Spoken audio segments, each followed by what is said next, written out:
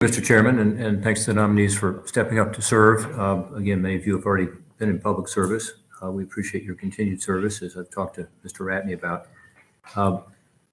I listened with great interest to the back and forth, Dr. Wittes, with you and Senator Young. I'm the co-author of what's called the Israel Relations Normalization Act, which is now law. It was signed into law in March, and it promotes the so-called Abraham Accords and their expansion. And the one question I would have, in addition to the ones that you've already answered regarding your previous comments about the Abraham Accords, is whether you're committed to this and committed to pursuing a policy agenda which would be deepening the existing Abraham Accord agreements and expanding to other countries, including some countries whose ambassador nominees are with us today, like Saudi Arabia. So would you be committed to expanding it, and would you be committed to deepening the existing relationships? Senator Portman, thank you. And the answer is yes, absolutely. I won't prolong this, and it does seem counter to your previous comments, but I'm glad that you've had a change of heart, and I think it is incredibly positive in terms of peace in the Middle East, not just for Israel, as you noted, but for those countries that choose to connect in that way. Mr. Davis, Qatar has become a significant producer of liquefied natural gas, as you know, including for export. Last month, they signed an energy cooperation deal with Germany, which I was glad to see.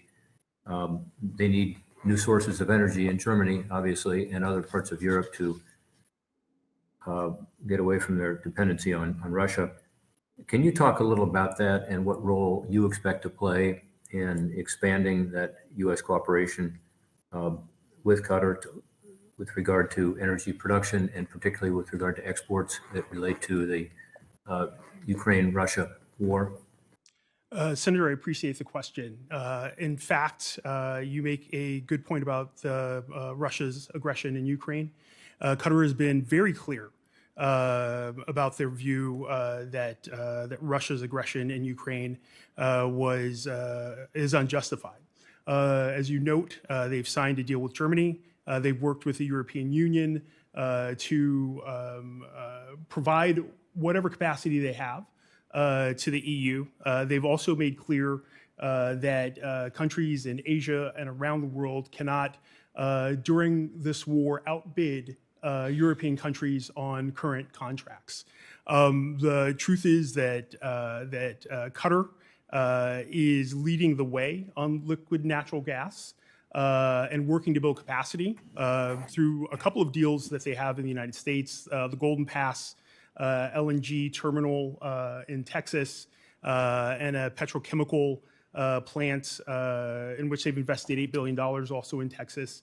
But the countries have made clear that they want to be a resource for the Europeans during this time.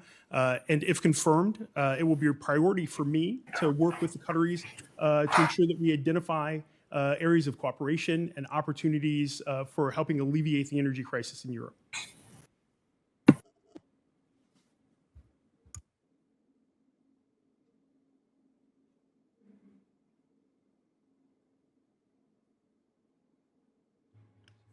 Senator Portman, we're not hearing you.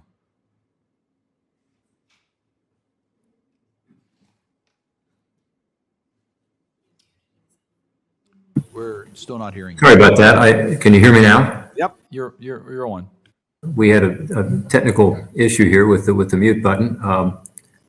So, Mr. Davis, I was just saying I appreciate so much your response to that. I was recently with Sheikh Mohammed, who's the foreign minister and of Qatar, and he made it very clear to me that they're taking a proactive approach here, both with regard to Russia's brutal attack on Ukraine and also with regard to this issue of helping Russia to wean itself from Russian sources of energy. So I think you can play a very important role there. And again, thank you for your previous service and your willingness to step forward. I think you will find that Qatar wants to deepen our relationship and wants to be an active player in this current problem. Dr. Gupta, just quickly, my time is running out here. You have expressed strong support for access to abortion as a reproductive right. You have publicly opposed the Mexico City policy. You have urged the World Health Assembly to classify sexual and reproductive health services as essential services.